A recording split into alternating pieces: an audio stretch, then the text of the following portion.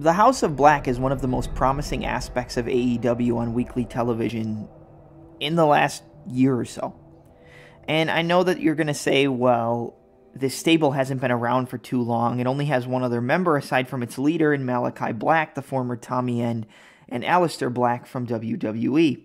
And although that's true, you have to think about how much AEW has been opening up the so-called forbidden door in terms of signing people from all around the globe. Now, yes, Malakai Black is currently the leader, and he only has one member in the former Ring of Honor Tag Team Champion and Tag Team Partner in the Kings of the Black Throne, Brody King. Now, Brody King and Black, they fit very well together. They mesh extremely well, and they're also currently the PWG Tag Team Champions after they won the titles at PWG 3 Men to 6. Now, Brody King is an amazing tag team partner for Black, but there are a lot more individuals that I believe can line up with this team to eventually build it to be one of the biggest and strongest stables in the history of professional wrestling. A stable that could maybe rival the 1999 stable led by the Phenom and The Undertaker, known as the Ministry of Darkness. Black has always been a guy who could lead a new ministry, and I think that's something that a lot of fans have fantasy booked and thought about for a long time. Brody King was just one step in the chess game and in the villainous potion that Black is concocting to reign over AEW for years to come. But there are so many more individuals who could join this team, and that is what this video is about. Which performers from around the globe can kick their way through that forbidden door, join Black and King, and build the perfect House of Black? Well, let's get it started with member number 1. The next member of the House of Black, and member number 3, I guess if you're counting the leader in Malakai Black alongside Brody King, would be Buddy Matthews, aka Buddy Murphy, who finally made his return to the professional wrestling world in a match against Kazuchika Okada in New Japan Pro Wrestling. Now, I know we already talked about the Forbidden Door and how that can open up the avenue for wrestlers to travel in and out of companies and create this beautiful mosaic of sports entertainment throughout, something that we never really thought we would be able to see in the biggest companies in the world, and that is something that All Elite Wrestling is giving to us. But not only is that what's important here, it's the fact that Buddy Matthews is one of Malakai Black, aka Aleister Black's best rivals throughout his career, and it was one of his final rivalries inside the WWE before he was able to jump ship over to All Elite Wrestling. He is even he is the main reason for some of the developments in this new character that Tommy End, aka Malakai Black, is portraying. He had injured the right eye of Aleister Black in the WWE while being one of the disciples of Seth Rollins alongside Austin Theory. He was the main reason that Black wore an eye patch throughout some of the last days he had in the company. Now, he carried that over into the development of Malakai Black, which is probably some of the best work he's done in his entire career, and it definitely gives him the feel that he is the biggest threat and the biggest play to the main event that he's ever been throughout his professional wrestling career as well. And I just feel that Buddy Murphy, aka Buddy Matthews, being an addition and being the next member in the House of Black would just allow this story between the two of them to finally come full circle, and it would create one of the biggest alliances from one of the biggest oppositions and one of the biggest enemies in Black's career. The next addition to the House of Black should be Killer Kross. I mean, I don't have to say a ton about him, but you look at his career in the WWE, and when he was inside NXT, known as Karrion Kross, alongside his wife, I believe, in Scarlett Bordeaux, aka Scarlett, inside of, the NXT promotion, he was one of the biggest deals, one of the most destructive forces, one of the darkest presence inside the company, and it was something that made fans want to tune into NXT. Now, mainly you can give credit to that to, Triple H, aka Paul Levesque, for, developing NXT into what fans came to know and love, not the NXT 2.0 that we have come to, I guess, tolerate at this point.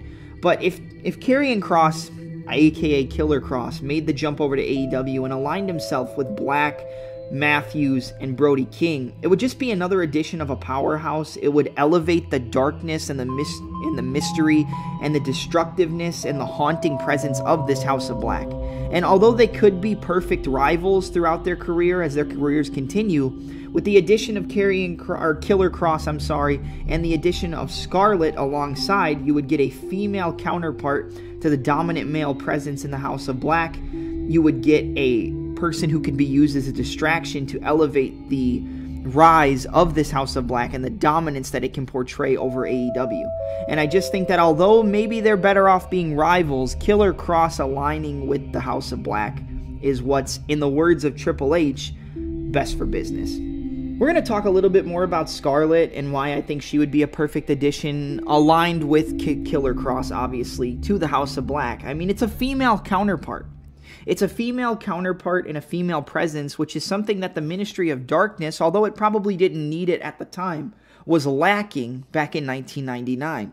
With the addition of a female presence, you could have the perfect, ace of spades or the perfect joker to your deck of cards, to your deck of destruction. You could have a built-in distraction. You could have somebody who could use her beauty for sinister intentions to elevate the rise of the House of Black to the main event scene, to elevate them to singles title wins, and eventually to main event world championship wins, whether it come from the leader in Malakai Black, Brody King, Killer Kross, or Buddy Matthews. I just believe that, adding this female presence to this dominant faction that I think the House of Black can become would be perfect. The final addition to the House of Black, in my opinion, would be the formerly known Bray Wyatt, former Fiend, former WWE champion, former leader of the Wyatt family in Windham Rotunda. Now, Wyatt has been gone from the WWE for a long time. He was released, I would guess you could say, unexpectedly, especially after his WrestleMania 37. I don't even know what that was in that match against Randy Orton, where, yes, the Alexa Bliss, coming out of the music box or coming out of the Jack in the Box was fantastic. I think that created for one of the best images in professional wrestling history in the last couple of years, but the match was just awful. It ended with a terrible 1 RKO finish, and it just made the entire build-up and the entire, perfection of the introduction to The Fiend as one of Bray Wyatt's darkest personalities a complete joke in the eyes of the fans. And with the addition of him coming over to AEW, I just feel that it gels so well with what the House of Black is going to be known to become over the next few months into the next year. I think that Vince McMahon made Bray Wyatt a complete joke. I think that the way that The Fiend and Bray Wyatt's career ended was just a complete joke. And by adding him to the House of Black, potentially having him become a member, I do believe that is a good idea. But I also believe that he could become the perfect rival to Malakai Black as a leader of the House of Black. Maybe finally taking the reins from Black and becoming the new leader as far as the story continues. But either way, I love the addition of Windham Rotunda to this faction, whether it's as a, addition or as a rival. So if we're going off the list I've created so far, excluding Brody King as he's already a member of the House of Black, my newest additions to create the best possible faction would be Buddy Matthews, aka Buddy Murphy, Killer Kross alongside Scarlett Bordeaux, and the former Fiend, the former Bray Wyatt, now known as Windham Rotunda. I feel that Windham would, aka Bray Wyatt, would more be used as a rival and an opposition than as a partner and a member of the faction. But I do believe it could create some of the best storytelling for the House of Black going into the next year, 2 years, 2.5 years. So either way, I do believe that Windham and Black will be aligned.